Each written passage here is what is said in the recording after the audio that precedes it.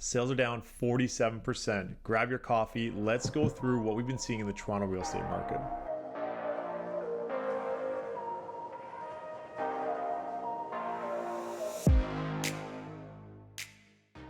Welcome to another episode of Coffee and Markets. And in this episode, we're going to go through the July numbers.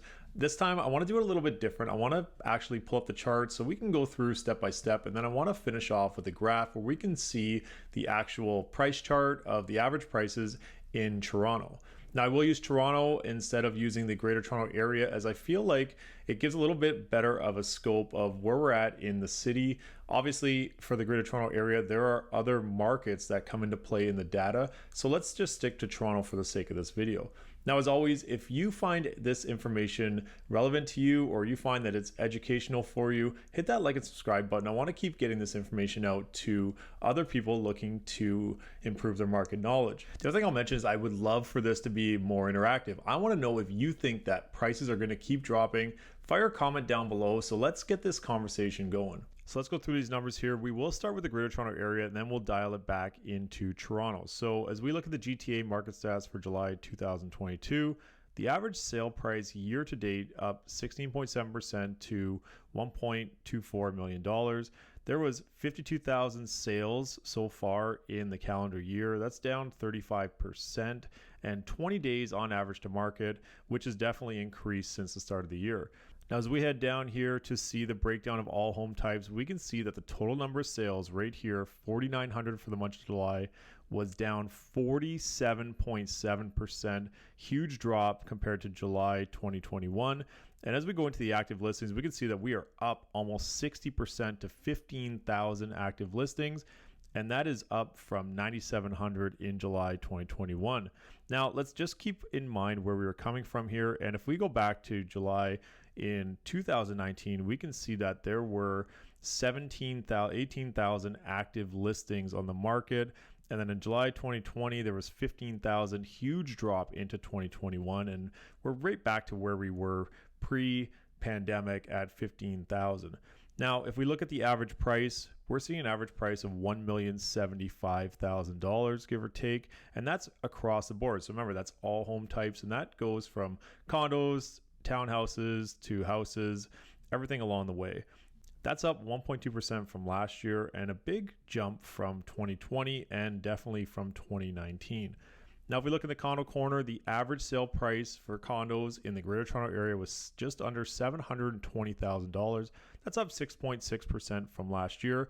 Condo sales as well down 48% to just 1,356 condo sales. And that's a big drop from last year. We could see in July 2021, there was 2,600 sales and the average price was $675,000. Now, you can also see in 2020 and 2019 the difference in prices.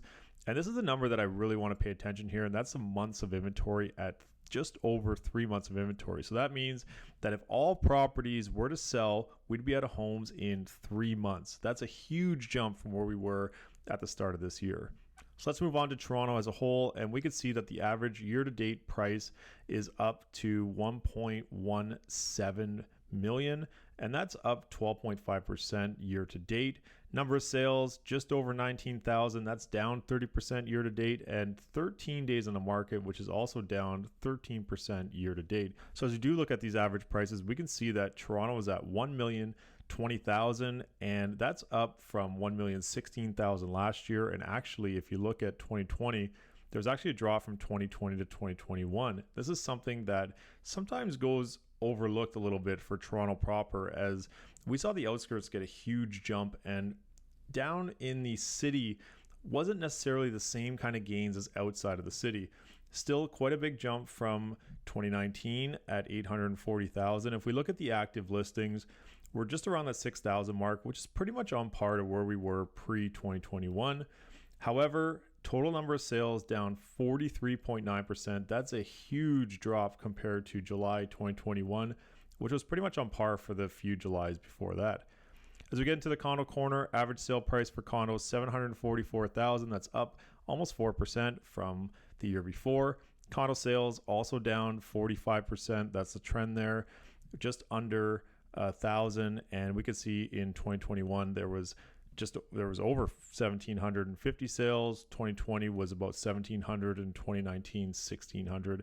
As you can see, though, the average prices did go up year over year for condos. But one thing to keep in mind is that this number actually was really backloaded in 2021. In the middle of 2020, which we're about to see, and 2021, we saw prices drop significantly, and we're going to see those charts very soon.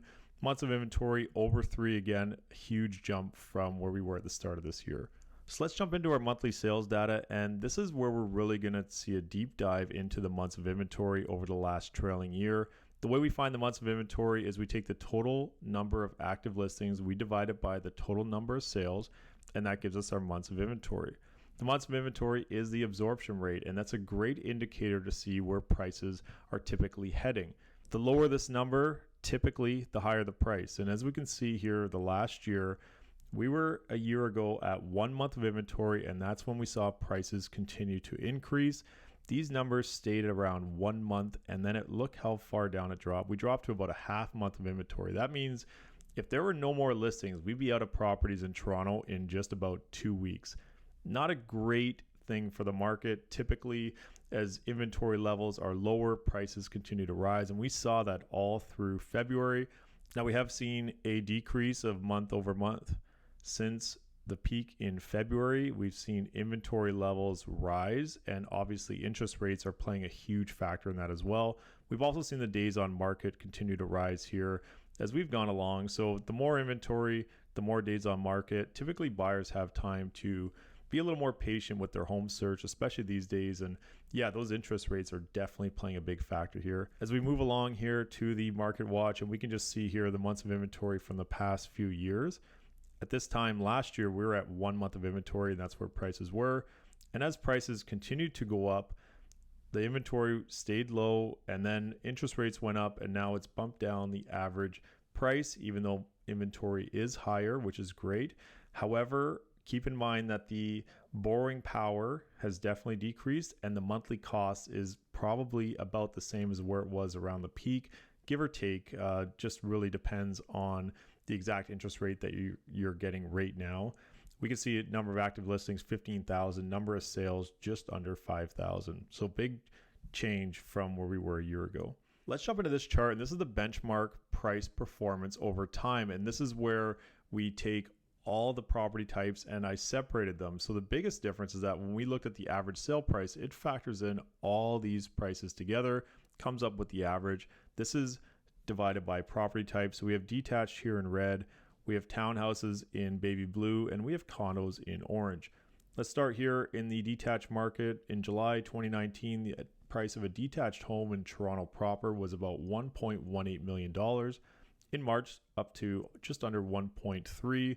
December, just over 1.3. And as we can see, July 2021, that was at 147, and then kept climbing all the way through February, 1.8. And now we've been on a decrease since. So we could see from February 2022 at 1.83 million, and in July, about a $230,000 drop in price point for the same home if all things were equal. If we look at townhouses, we could see in July 2019, we were at 655,000, March, just under 700,000, December, 730. And then we could see last year, we hit that 800 mark. Then we just kept going a steady increase through April 2022, 994,000, and not quite a massive drop for townhouses here, as typically in the downtown core, especially, these are more on the affordable side compared to the detached home, and you still get that space. So something to keep in mind, 957,000 on average for a townhouse in July 2022. So let's jump into condos here. 578,000 for July 2019. March 2020, remember, keep this number in mind, 635,000. Now, this is something that I feel like gets thrown under the radar all the time. In December 2020, that price point went below 600,000. That's a pretty good drop there. That's about a, at the lowest, it was about a 10% drop. Condos did take a huge beating in the last couple of years. They only really started ramping up, as we'll see. So it took from March 2020 through July 2021, basically a year and a bit, to pretty much get to a little bit ahead of even. So that's a pretty big time frame. Remember, you could rent a condo downtown in this time period for like $1,700 a month. A lot of investors left the market. A lot of people were dumping their condos, and we saw inventory levels up to like 6 months of inventory. Remember, we just spoke about that. As we get through July, we could see a big run up into December, and then look where it went from December through April. So really huge gains came up in condos, and most of this all happened at the second part of 2021 and the first part of 2022. Now condos have cooled off as well, just like everything else, and we've seen April 2022 $840,000 on average for a condo, and July 2022 about $790,000 for that same condo. So here's something awesome about this chart. If we look at, we can see the gaps between price points. If we look at July 2019, we can see there's about a $75,000 gap between a condo and a townhouse, and about a $525,000 gap between a townhouse and a house. Fast forward to March 2020, the gap between a condo and a townhouse about $60,000, and the gap between a townhouse and a house was just under $600,000. Now, December 2020, you know where we were at that point, and in Toronto, condo prices did go down. Now the gap between a condo and a townhouse was about $130,000. That gap from a townhouse to a house now was closing in on $600,000. And as we continue here, condos did rebound in July 2021. They started to get back on that upward trend.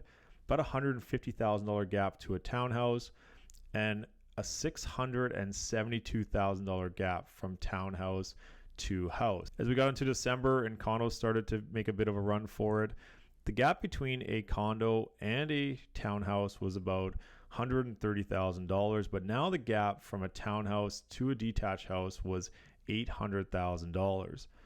This makes it just under $1 million again from a condo to a detached home. But as we got into February, that number went nuts, and we did hit that $1 million mark around that point. Now, as we fast forward into July of this year, we're sitting at $790,000 on average for a condo. It's about $170,000 difference to a townhouse, and from a townhouse to a house, you're talking about $700,000, and we're still about $800,000 from a condo to a house. So you could see that gap much bigger than what it was 2 years ago, or 3 years ago, sorry. And it'll be really interesting to see how things progress. As a step-up buyer, if you purchased a condo and you've had it for a couple years and it's done well for you, it might not be that bad of a time to look at making a next move up if this is something that you had in your plans before. Now, by no means am I saying, definitely go make that jump. If this is a case-by-case basis, this is something that you have to feel comfortable with. But as you can see, if you were thinking about that in February and the price gap was about $1 million, yes, at this point in time, you'll be taking a little bit less for your condo than you would have in April 2022, which was the peak for condos. But as you can see here on the detached side, prices are down about $230,000. So even if you've, let's say lost, give or take, about $60,000 on the sale of your condo, you might be able to pick something up on the detached side for about $230,000 of a discount. So that's just where those numbers come from, and just something to think about. So that's your coffee and markets. I really hope you found value in breaking down the numbers the way we did it this month. If you thought it was too much or too little, definitely leave a comment down below. I'd love to hear your feedback so I know how to make these videos better for you. If you ever want to book in a call with me, hit that link in the description. You can book into my calendar at any given time. As always, hit that like and subscribe button so you don't miss any updates as we continue to upload these YouTube videos. And follow me on all social media at Michael Ouzas Real Estate.